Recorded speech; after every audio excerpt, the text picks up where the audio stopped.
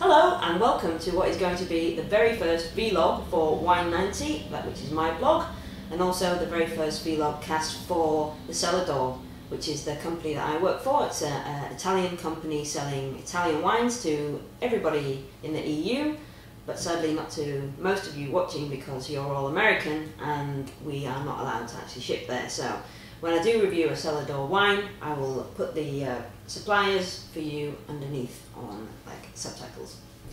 Okay, so what do we have here? We have two wines that I'm going to try for you. If you're familiar with the Wine90 website, then you know that what I do is basically just review wines, but on just typing them out on the internet format without any video. So everybody seems to be doing these video blogs nowadays, so I thought, well, why not? It might be interesting, so let's try, let's give it a go. And this is the first one. It's going to be from Casa Catelli. Both of these wines are from Casa Catelli, who are a producer from the south of Italy. They actually have vineyards all over.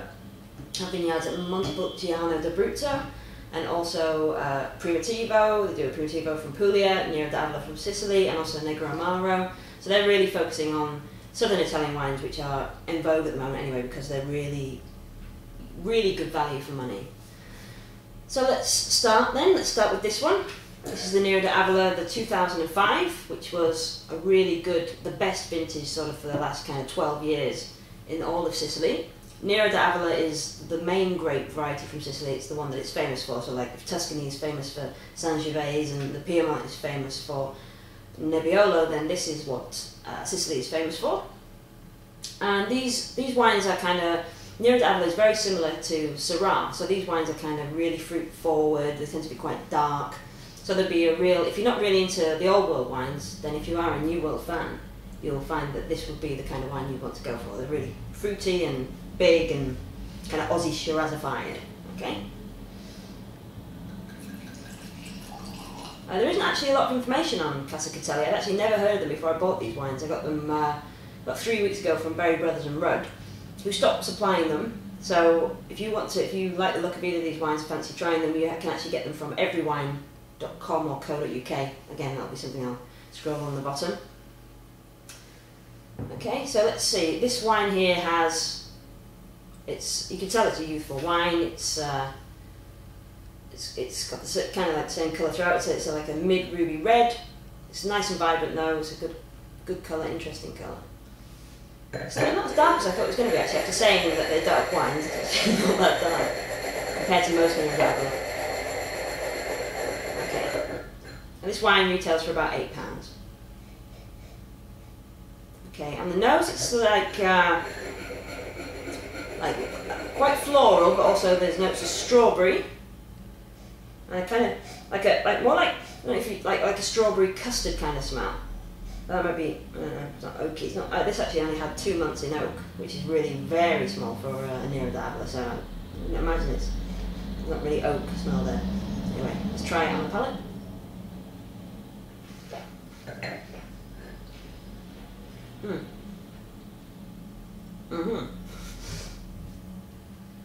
Okay.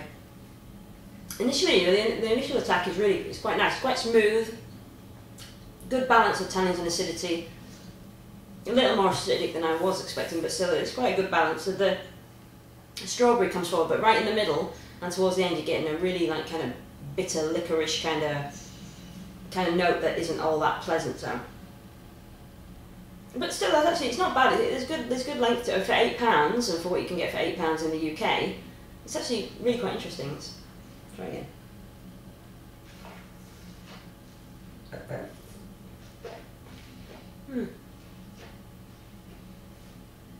It's quite spicy as well.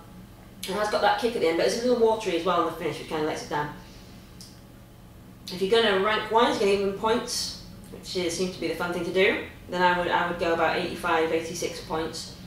It's definitely nice. You can, it's palatable. It's nothing particularly special for £8. It's like just a bit better than okay. All right.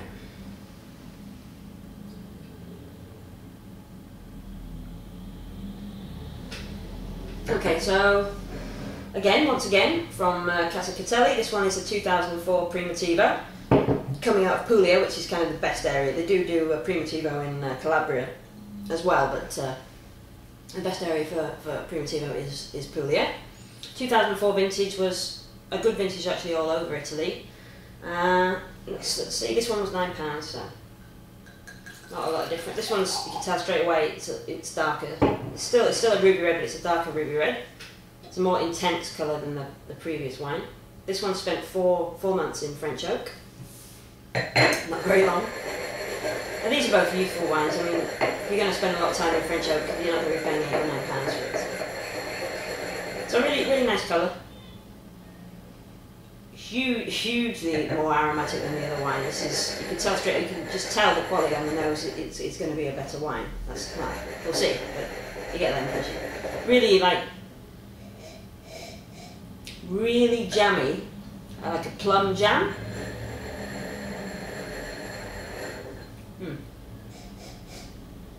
There's berries in there, and it's kind of spicy as well.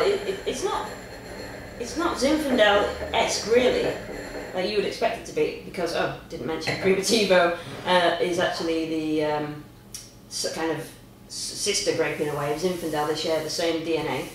So these wines are also highly alcoholic and normally are really spicy and blackberry-esque. But this one isn't. It's definitely kind of plummy. It's 100% Primitivo, so I'm not quite sure where that's coming from.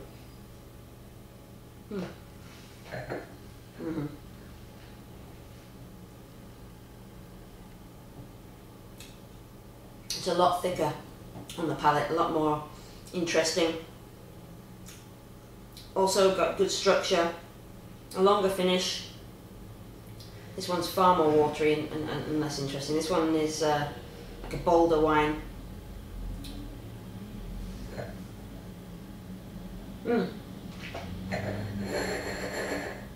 It's really good structure, but I like a wine to actually taste like what you think it might taste like, whereas this you wouldn't guess necessarily this was Primitivo.